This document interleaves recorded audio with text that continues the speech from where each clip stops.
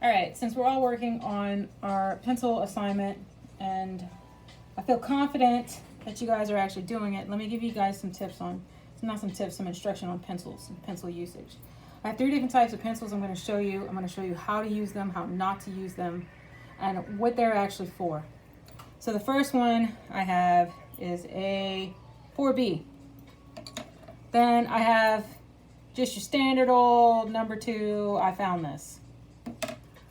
And then I have a 2H.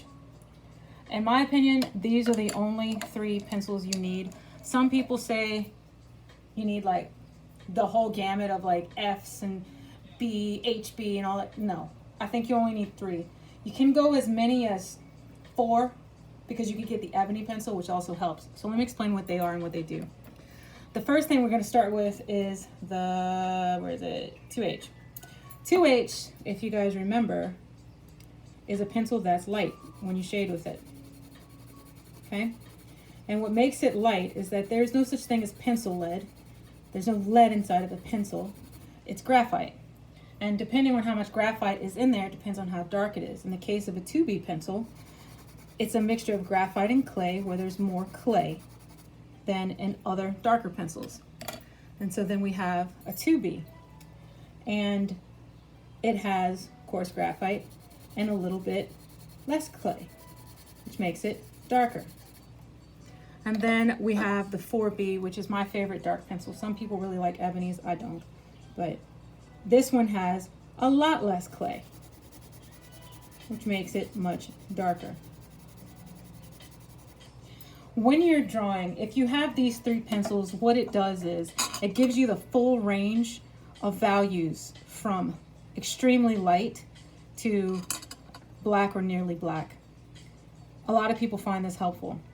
Also, something you have to note is that the H pencils, because they have so much more clay, they're much more, I don't know a better word to say this, but they're scratchy, and you'll feel that texture on the paper. For some people, it feels very uncomfortable, almost like a filing tool to file your nails down, or maybe like a sandpaper. Whereas with the darker pencils, not that one, this one, they tend to be much smoother and silkier when they draw, and that of course is the graphite. So let's talk about pencil points. I know a lot of you, because I've seen you do it, when you draw with your pencil, you like to kind of scrub it down. And I know, because I like to do this too, so I'm not hating on anybody. You like to scrub it down to where the pencil is more round on the top. And the reason why you do this is so that it makes it easier to blend, because it's a softer edge. And remember, tiny circles is how you get a nice even coverage, unless you want more texture, then you do the scribble or whatever.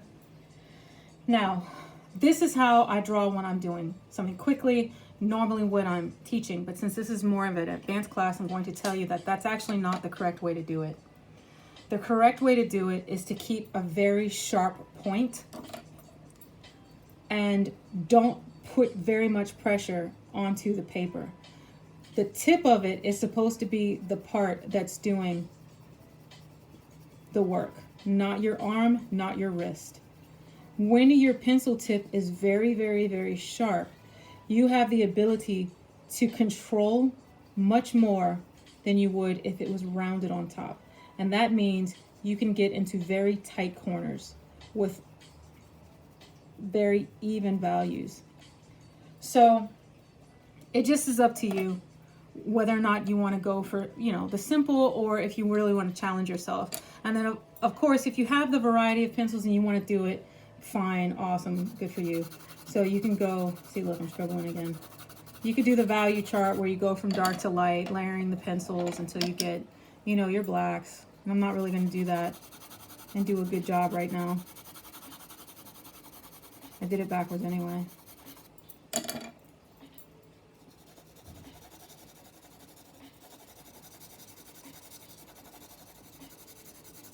And this is just a scribble value chart, because I don't really want to use all that extra video time. And so You can see what I mean. So you have a really nice range. Word on erasers. Don't use them. Don't use them. Learn how to draw without an eraser. Later on, when we do more lessons about pencil, I'm going to teach you what an eraser is used for. But if you have to use an eraser, you should only use either a white one or you could use a gum eraser too. Don't ever use this pink nonsense. Where is it? Get over here. Don't ever use this nonsense, okay? This is, oh, the timer went off. Baking a cake. Don't ever use this, okay? And I better not see any of this. This is horrible and disgusting, and now I'm gonna burn this paper. Don't ever do that again in your life. All right, good luck.